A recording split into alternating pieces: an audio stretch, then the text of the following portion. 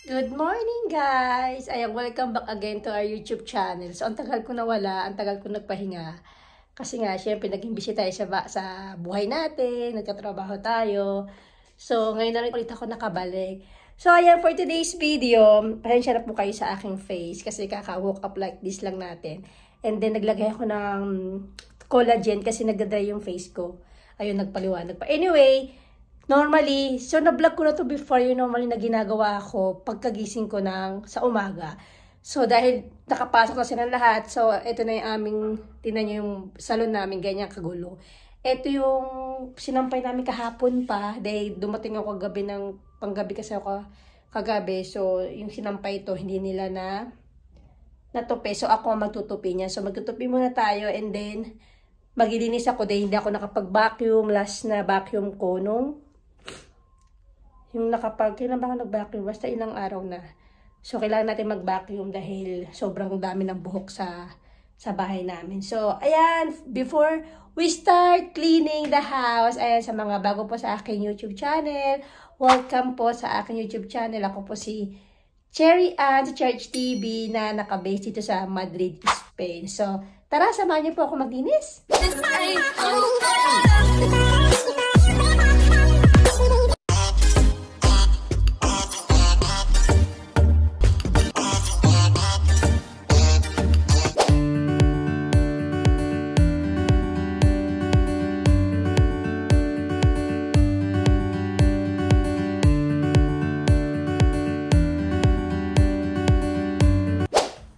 Natupi na natin yung mga damit, tapos habang nagba-vacuum tayo, nakasalang na rin yung mga labahan para madali na lang natin maisapoy. Kahapon naglaba din ako pero marami na namang damit. Kaya kailangan natin magsalang. So mag-set na tayo mag-vacuum.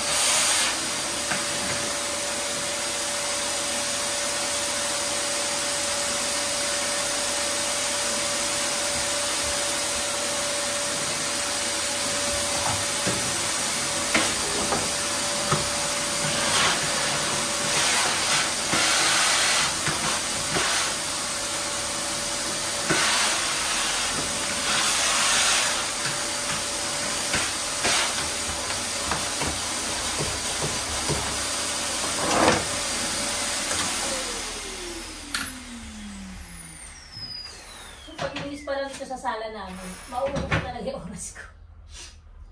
Sobrang matagal ako mag-vacuum.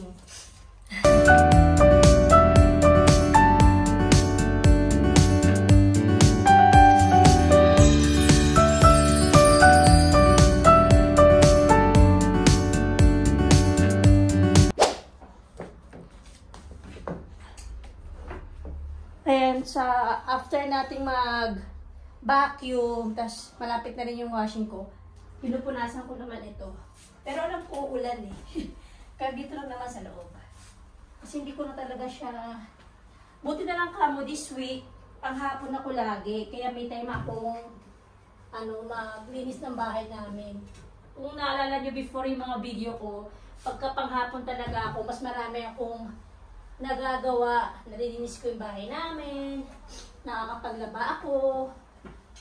Kaya yun ang advantage kapag lagi akong panghapon. Madami akong magagawa. Kasi ayoko ipapasok ako sa trabaho na madumi yung bahay. Hindi ako palagay. Kahit na manonood lang ako ng TV, kunyari manonood ako ng Netflix. Mas ganado ako manood ng Netflix kapag malinis yung sala namin. Alam niyo yun? Mas ginaganahan ako. Or kaya magbibideo okay ako. Lilinisin ko muna yung bahay namin na kailangan naka-vacuum yan. Ganon. Ganon yung ano ko. Ewan ko ba? Cloudy ngayon nakalagay uulan. Pero kahapon, sunny day. Tapos ngayon yata or bukas, uulan siya. Hindi ko alam kung magpapalit ako ng kurtina namin. Kasi yung kurtina namin, hindi naman siya masyadong nadadumihan.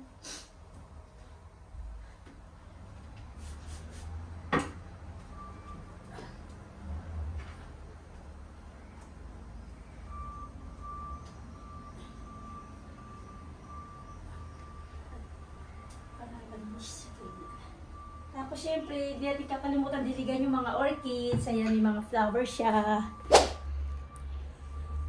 Ang tagal na nito na may flower. Ang haba talaga ng buhay niya. Itong white, pero meron kami dating violet. Wala na, tinapon ko kasi wala na, namatay na talaga siya. So ito na rin natira. Saka ito, yung white na may violet sa gitna. Tapos ito, wala talaga siyang flower. Pero may dahon. Sabi ni mama, wag ko daw itapon. Wala siyang tangkay. Nakakapitan ng bulaklak. Kaya nayaan ko lang muna siya dyan. Ito na lang dalawa yung talaga nagpa-flowers. Yan.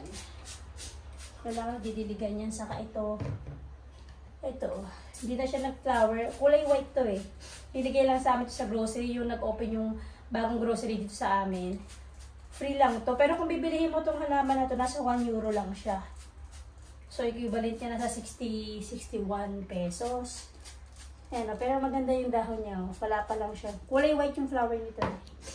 Tapos, ayun lang naman. Nandiyan yung halaman doon na malaki sa entrada namin. Susunod ko na. Binilad ko yung unan. Tapos, may magasampay ako dito. Sunod ko na ngayon yung ano namin, yung mga kwarto. Kasi hindi ko pa naayos yung mga kama.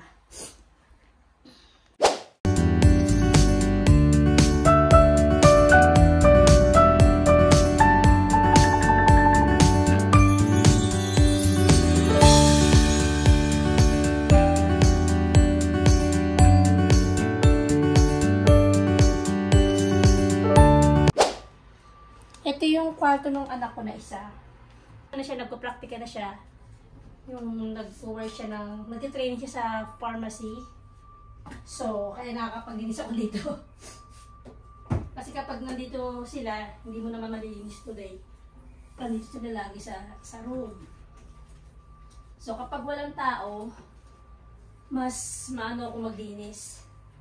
Mas madaling maglinis. Ano yun?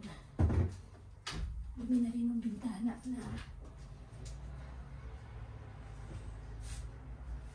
Kaya kapag maglinis ka talaga ng buong bahay, hindi mo kakayanin ng ilang oras lang eh. Yung day off ko, yes, ganun. Pag day off ko, malilinis ko siya.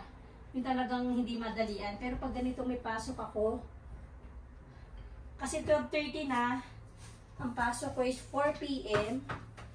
So, madalian lang eh. Madalian lang dapat yung linis ko. Matanggal lang yung mga alikabok, saka yung mga buhok sa buhok sa sahig, sa suwelo. Ayan, ganun.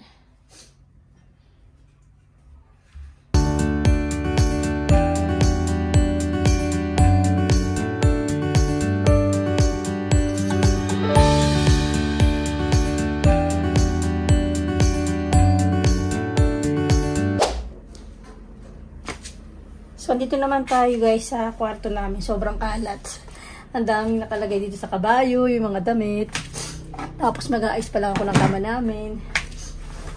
Kasi yung pag umaga dito, sobrang ang daming gagawin talaga. Mauubos yung oras ko talaga. Kaya kailangan sa umaga, mabilisan yung ano ko. Lalo na kapag may pasok pa ako.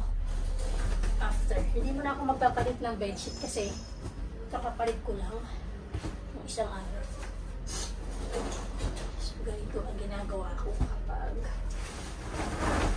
hindi ko pa pinapanggal ko kasi nabalik ko. Iba kaya kasi weather ngayon, ang tagal ng summer. Kahit dapat summer. So, hindi ko pa natatanggal itong comforter namin. Yung mga damit namin na sinampay, nandito lang sa kabayo, hindi ko natanggal. Minsan hindi ko na siya pinaplansya. Pag wala na akong time, hindi na ako nagpa-plancha. Lalo na kapag naarawan naman siya. Ay, tapos na yung washing, tumutulog na. So, kailangan ko na magsampay ng damit. Ay, busy.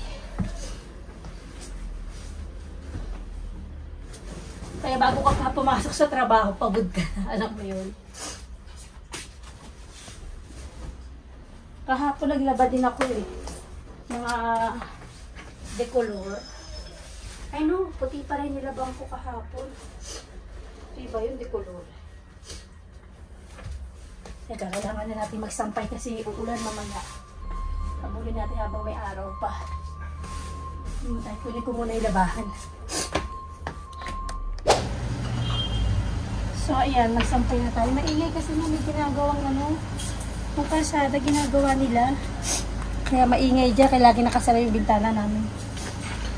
So kailangan ko nang magsampay ng mabilisan kasi 12:45 na. So, di pa ako nag-aalmusal. Maglinis muna ako bago ako kumain.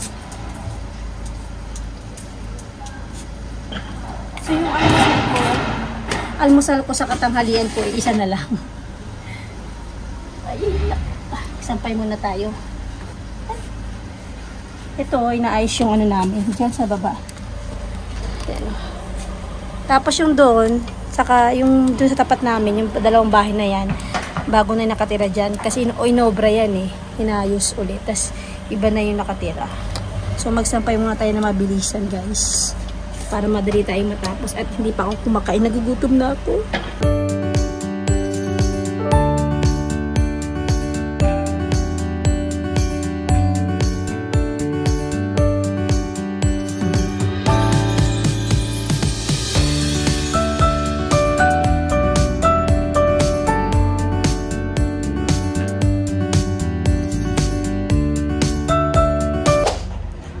So yun guys, tapos na tayo mag-plancha. Tapos na tayo magsampay. Ayun yung namin. Maganda-ganda pa yung weather ngayon. So doon na tayo ulit. Balik na tayo ulit sa aming kwarto. Tayo yung maglilinis. Dalawa pa kwarto pa namin. Saka yung kwarto ni Honey. Dalawa pa. So ano na, 12:50 na. Kailangan ko lang madali. Dahil sobrang lang ng oras natin. Mabilisan na to.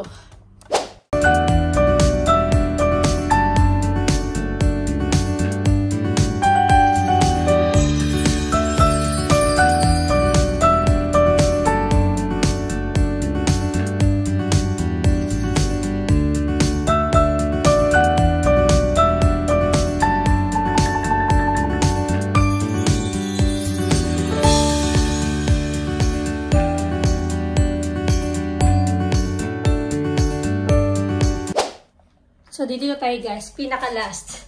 Mabilis ang na lang. Ito na lang yung kwarto ng bunso ko. Sa 1 PM na. So, kailangan ko lang magmadali dahil may pasok pa ako. Mabilisan na lang. Last na to. Ay.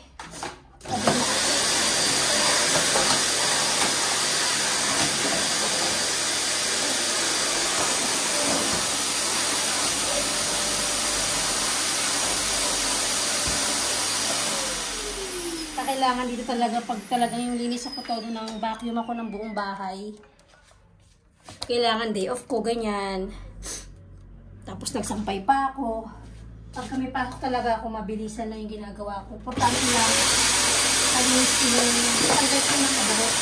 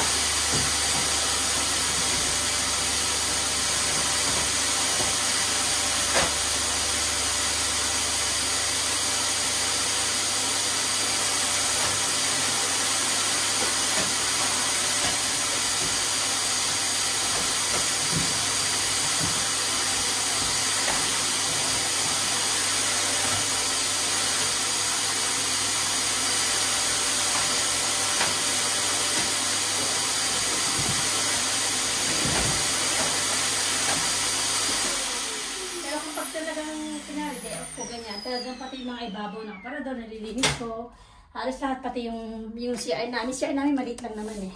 Madali lang linisin. Tapos yung mga bintana talaga, lahat yan, nalilinis ko yan. Pati yung mga bedsheet, pwede ko siyang palitan. Pero ngayon, hindi ko siya magagawa kasi kulang na ako sa oras. Importante lang na vacuum ko yung mga, kasi pinakaano ko talaga dito yung mga buhok namin sa sahig. Sobrang dami. Pag hindi ka nag-vacuum,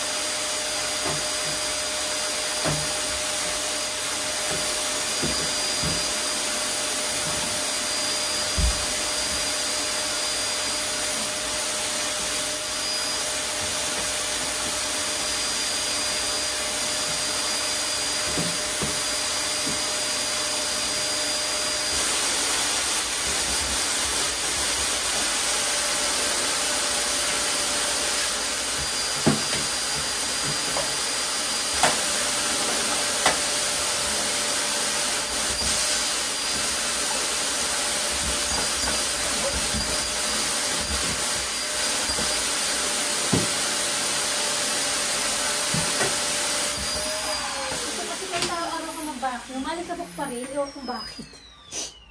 Kailangan araw-araw ko mag-vacuum ka malakas sa kuryente.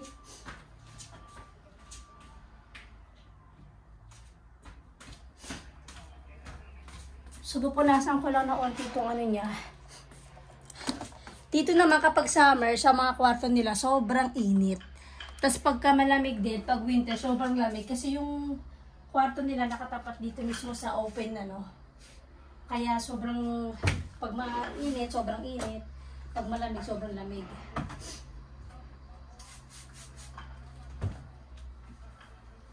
Ayan. Misi lang natin ng onti yung bintana. Kasi sobrang dumi na. Sobrang gutom na rin ako. Hindi pa ako nag-aalmusal. Alauna na. So magkakain na ako, tapos maliligo na ako. Kasi kapag 4 ako, maalis ako ng 3:10, ganyan. Para may allowance yung oras ko. Kasi minsan, hindi mo alam yung metro, minsan may problema. Kaya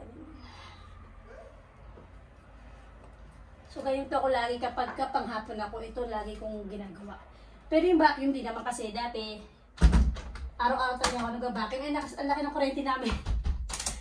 Ang laki ng kuryente namin sobra. So, ang ginagawa ko na lang, every week, twice a week na lang ako nag-vacuum. Kailangan ko talagang i-vacuum yung ano namin dahil nga, hindi lang yung alikabok, pati yung mga buhok, sobrang daming buhok dito sa swelo namin. Nalalagis yung buhok namin. Kaya ganun. Yun ang pinaka #1 enemy ko, yung buhok. So ayun, tapos na rin. Hindi na ako nagpalit. Siya naman nagpapalit ng ano niya, ng bedsheet niya. Ay, charger niya. Charger niya dito muna. Yung sa taas na yan, hindi ko na muna nililisi kasi na oras na. So yun lang, ito yung buhay namin dito sa Espanya. Ayan, pag nandito sa bahay, ito ako, ganito ako talagang mas pagod pa yata ako kaysa sa trabaho. Kasi sa trabaho, mapapagod ka doon kakatayo. Pero dito talaga sa bahay namin, kilos-kilos. Hindi ko pa nililinis yung kusina namin na yan, ha. Kung naalala nyo, nag-post din ako dati, naglinis ako talaga ng Nakabakasyon yata ako noon. Nag-general cleaning ako dyan sa kusina namin lahat. Iba po ng mga aparador.